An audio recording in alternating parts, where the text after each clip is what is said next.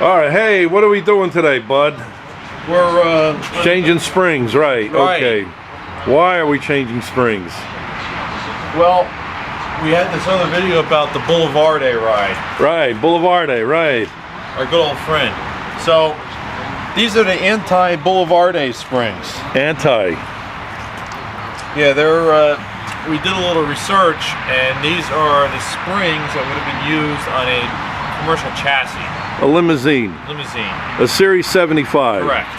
425 pounds per square inch of compression. Right. And that was not proving to provide a desirable ride. So we went and found a spring company out in the Midwest that will make the springs exactly like the factory springs. And what's the factory spec? It's 300 pounds per square inch versus 425. All right. Believe it or not, the spring is actually taller than this spring. I don't have one to show you because they're both in the car already because our videographers showed up late. So. Oh, I hate them when some people do that. But I do have a picture I can show. Oh, okay. Show the After masses. the fact, okay, to show the masses. I know they're gonna want to clamor for this one. So, on your left there, that's the Boulevarde spring, and on the right, that's the Goofy spring. All right, Goofy. Very good. Let's stop calling it Boulevard ride. You want a Boulevard ride. Yeah, Boulevard ride, yeah. Right. You want it to ride like a Cadillac. Yeah. Opposed to my Imperial. Right. Right. It goes over the railroad tracks, nice and quiet. Yeah. Very heavy car, very responsive. That's right. Okay, that's the goal here today. That's the goal. Okay, now where did you get these fancy things from? I see one in the box over there. What's the story with that? Those are the back springs. Oh, back springs. Any particular reason why we're changing back springs as well today? Incorrect spring rate yet once again. You're kidding. No. Why is that? All the springs I bought, which were cheap at the time, if you buy springs from the generic companies, one of them is the Eaton Detroit Spring, who told me on the phone that a Cadillac shouldn't have springs like this. Right. And then I think I bought the springs from ESPO or EPSCO or whatever a few years ago. Right. They were cheap. They were like $200 for all the springs for the car. Right. And I found out they're generic Moog spring rates, which are the limousine spring rates. What about other General Motors cars? Come on, would this be a Chevy, Buick, Pontiac spring? That's possible. What's the story? Why is 75? Well, what's the deal? The 75 spring rate was the heavy-duty spring rate that would have been offered by Delco in the aftermarket after time went by. Right. In other words, and that's the only one they wanted you to replace it with. One-size-fits-all spring rate. Right. Okay. And the reason why we're doing the back springs is because the back sits up too high. Right. Should be about an inch lower than it is right now. An inch lower. Well, I can't tell now because it's up in the air. So here's the back springs. You better remove that cardboard before you put it in there. This is a Boulevarde cardboard insert. So there we are. Okay, next summer you're gonna have a nice riding car. Look at this. I've never seen this in springs before. I don't know, what is that? I think they welded things to it to tune the spring. It did something when they were heat treating it or whatever. They told me that they had a spec for a spring that was very close to this, but it wasn't right, and that they were going to tweak the spec when they made the spring. So I don't know if they did something when they. I've never seen that before in springs. Well, okay. Well, carry on. All right, we'll carry on here. Hey, how's that wet ground doing for you? What? How's that wet ground doing for you? It's doing good. I'm proud of you. Nice. Okay, explain to how you did the springs on this baby today. Oh, yeah, especially doing it yourself. Yeah, well, what happened? How'd you do it? Well, you got to pull the wheel off, the drum off. You got to take the backing plate off. Then you crack the lower ball joint loose while having a jack under it. Lower the, also loosen the screws on the rear bushing and the lower control arm so it'll move freely. Right. Then you lower the arm. The spring that was in there, since it was wrong, it came out pretty easily. The new spring is longer.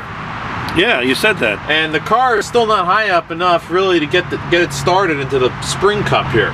So what we did was we had it down all the way, I had the jack from behind. I wedged it into the edge of the thing, but then the control arm was hitting the ground, so I lifted the control arm up with my bare hand about enough to get the jack under here.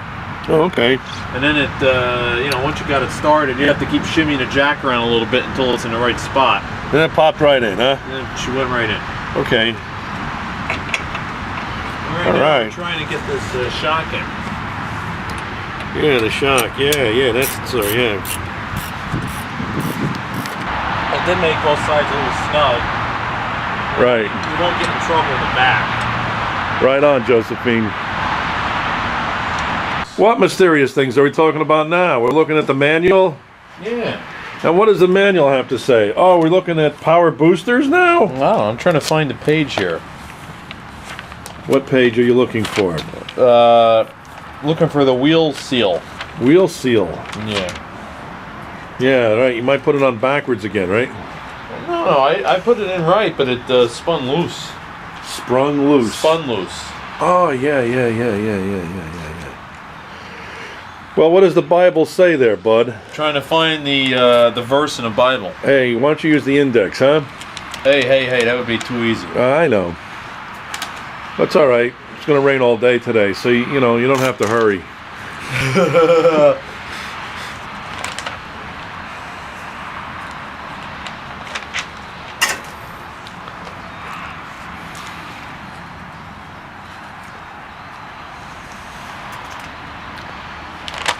Any day now. Wheel bearings. Any day now.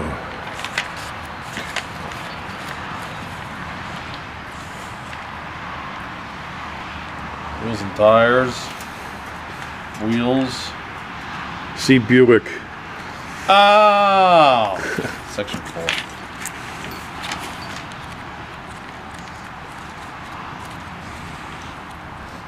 Who'd have thought, huh? The front end area. Who'd have thought? Yeah. Here's the grease thing. Grease thing. Grease thing. Retainer. Grease super duper retainer. Yeah, okay, that's nice. White sidewall cleaning. Ooh, that's. Oh, hey, do you have a tool J58634? No, Evil J has that. Evil J. Yeah, a friend of ours. That's right. He's so evil we can't even mention his name. Yes. Evil.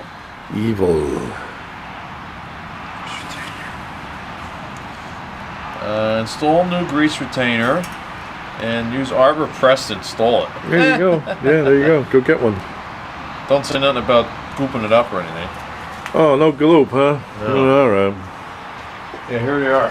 Maybe that's something that you can't read in a book. You know, something like you got to be a master mechanic for that one. These are the new style. The new style, right? Modern. Had one of these in and it spun loose. Oh, okay. These are the original style. Oh wow, yeah. Hey, that looks nicer. Now look at this one here I found on one of the drums. Original. Wow. How do you know it's original? Oh, it has an original part number? Yeah. Well, that's nice. Actually not in horrible shape, but I got these nice brand new ones. Yeah, okay. There you go. Yeah. In case you get another 62 Cadillac that you don't care too much about, you can put all your used parts in. That's right. That's I right. packed all the wheel bearings with this goofy packer here. I found out a good way to pack the bearing is you put the bearing in here and you put it on the floor and you stand on it for a few seconds. Mechanics have been doing that for years. Works good. You got to be kidding, right? Like you just found that out now? I didn't know. Jeepers. Nobody taught me that. Who? No one Nobody- taught. Oh, no. hey, wow. You're the best. Figured it out the hard way. All right. Well, we'll maybe continue this thing later when you got it all together, huh? Okay. Okay. Bye. All right. We're driving in the car now with the new springs and the new shocks. No. New front shocks. New front shocks. All right. Back shocks went down in the agony of defeat. Right. Agony of defeat. Right. Okay. Very good.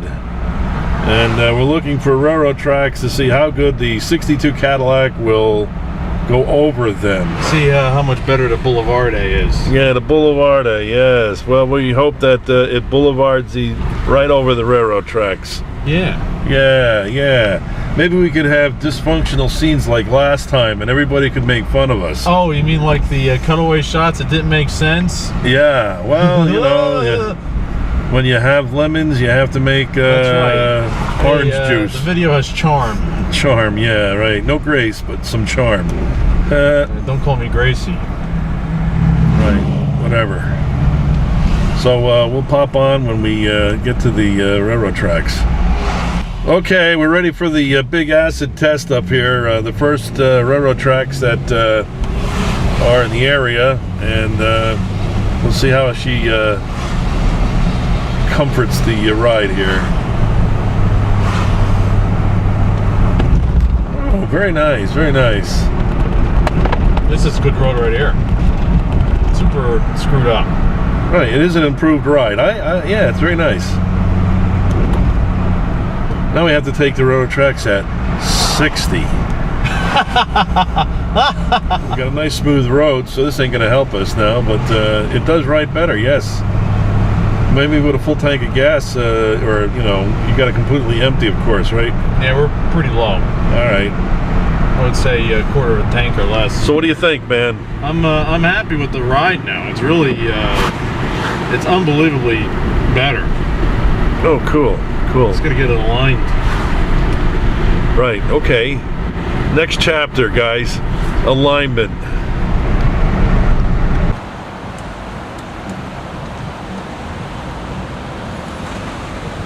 I guess we'll see how she rides with a full tank. Yeah, with a full tank on board. Not to mention high test.